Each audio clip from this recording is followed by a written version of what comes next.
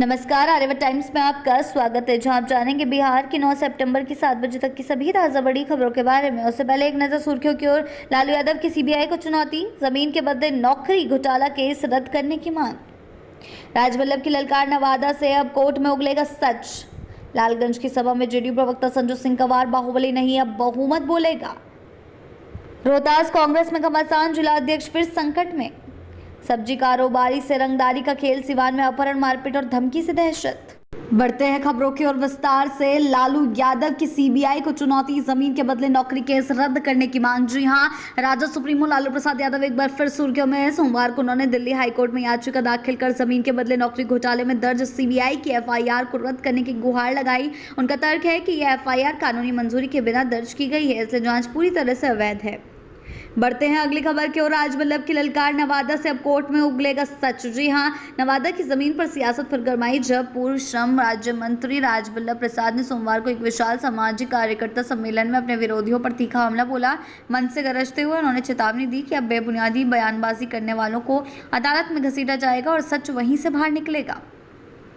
बढ़ते हैं अगली खबर की ओर। हीरो एशिया कप 2025 में भारत की धमाकेदार जीत पर मुख्यमंत्री नीतीश कुमार का बड़ा ऐलान। जी हां, बिहार के राजगीर में गूंजा भारत का विजयी नगाड़ा। हीरो एशिया कप 2025 में कोरिया को 4-1 पटखनी देकर भारतीय हॉकी टीम ने खिताब अपने नाम कर लिया और इस गौरवपूर्ण जीत पर मुख्यमंत्री नीतीश कुमार ने भी खिलाड़ियों को हौसला बढ़ाने में कोई कसर नहीं छोड़ी। बढ़ते हैं अगली खबर की ओर। लालगंज की सभा में जेडीयू प्रवक्ता संजय सिंह कंवर, बाहुबली नहीं अब बहुमत बोलेगा। जी हां, बता दें लालगंज की सियासी हवा में सरगर्मी बढ़ गई है जब जेडीयू प्रवक्ता संजय सिंह ने सोमवार को सभा के दौरान पूर्व विधायक बाहुबली मुन्ना शुक्ला पर सीधा हमला बोला। मन से बोले संजय सिंह ने कहा कि लालगंज में अब बाहुबल नहीं, लोकतंत्र की ताकत चलेगी। बढ़ते हैं अगली खबर के। रोहतास कांग्रेस में घमासान, जिला अध्यक्ष फिर संकट में। जी हां, रोहतास जिला कांग्रेस कमेटी एक बार फिर अंतर विरोधी के आग से झुलसती हुई नजर आ रही है, जहां कुछ समय पहले आंतरिक कलह की वजह से कन्हैया सिंह लौटेरी को अध्यक्ष पद से हाथ धोना पड़ा था। वहीं अब नए जिला अध्यक्ष अमरेंद्र कुमार पांडे के खिलाफ भी असंतोष की लहर तेज हो गई है। बढ़ते हैं अगली खबर की ओर। सब्जी कारोबारी से रंगदारी का खेल, सिवान में अपहरण, मारपीट और धमकी से दहशत। जी हां, सिवान के सराय थाना क्षेत्र से एक चौंकाने वाला मामला सामने आया है, जहां लहेरा टोली निवासी सब्जी कारोबारी सोहेल अनवर ने पुलिस अधीक्षक से सुरक्षा की गुहार लगाई। उन्होंने आरोप लगाया कि उनके अपहरण की कोशिश की गई, बुरी तरह मारपीट की गई और जबरन पैसे ट्रांसफर कराने का दबाव बनाया गया। बढ़ते हैं अगली खबर के। सम्राट चौधरी का प्रहार, इंडिया गठबंधन नहीं भ्रम का बंधन है। जी हां, पटना के अटल सभागार में सोमवार को भाजपा के वरिष्ठ नेता और उप मुख्यमंत्री सम्राट चौधरी ने विपक्षी महागठबंधन पर तीखा हमला बोला है। सीधे सीधे उन्होंने बात करी है, निशाना साधा है। प्रेस कॉन्फ्रेंस में उन्होंने राज्य सुप्रीमो लालू प्रसाद यादव को आड़े हाथों लेते हुए कहा कि जो सामाजिक न्याय की बात करते हैं उन्होंने ही समाज को सबसे ज्यादा नुकसान पहुंचाया है।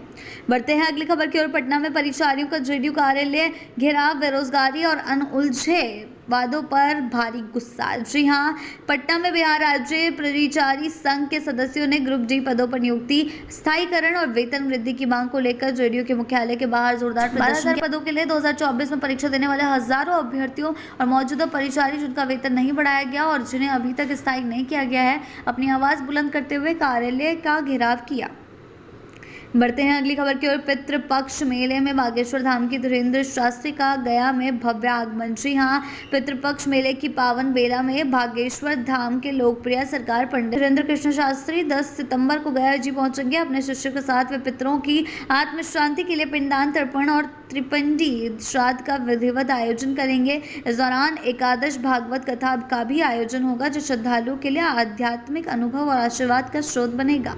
बढ़ते हैं अगली खबर की ओर। बीएसईबी ने बिहार STET 2025 के लिए आवेदन प्रक्रिया की शुरुआत की। शिक्षकों के लिए बड़ा मौका। जी हां, बिहार विद्यालय परीक्षा समिति ने आज 8 सितंबर से माध्यमिक शिक्षक पात्रता परीक्षा के लिए आवेदन प्रक्रिया शुरू कर दी। जो उम्मीदवार इस परीक्षा में शामिल होना चाहते हैं वे 16 सितंबर 2025 रात तक ऑफिशियल वेबसाइट पर जाकर ऑनलाइन आवेदन कर सकते हैं।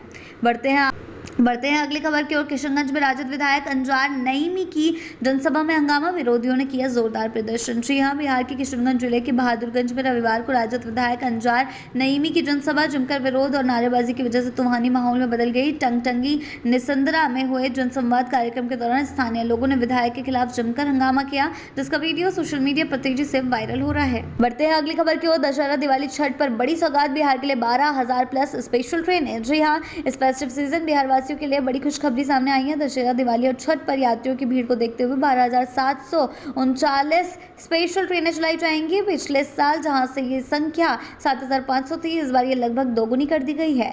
बढ़ते हैं अगली खबर की ओर। आधार कार्ड पर प्रशांत किशोर का बयान, नीतीश बीजेपी पर साधा निशाना। जी हां, बिहार SIR मामले में सुप्रीम कोर्ट के फैसले के बाद आधार कार्ड को अब 12वें दस्तावेज के रूप में मान्यता मिल गई है। पूर्णिया में अपने बिहार बदलाव यात्रा के दौरान प्रशांत किशोर ने कहा, अगर आपके पास आधार है तो डरने की जरूरत नहीं है। बढ़ते हैं अगली खबर की ओर। गया पहुंचेंगे बाबा बागेश्वर, 10 सितंबर से कराएंगे पिंडदान। जी हां, गया में चल रहे पितृपक्ष मेले के बीच श्रद्धालुओं के लिए बड़ी खुशखबरी आई है। बागेश्वर धाम सरकार पंडित धीरेन्द्र शास्त्री 10 सितंबर को गया जी पहुंचेंगे। उन्होंने अपने फेसबुक पेज पर जानकारी साझा की है। 10 से 16 सितंबर तक गया में प्रवास करेंगे।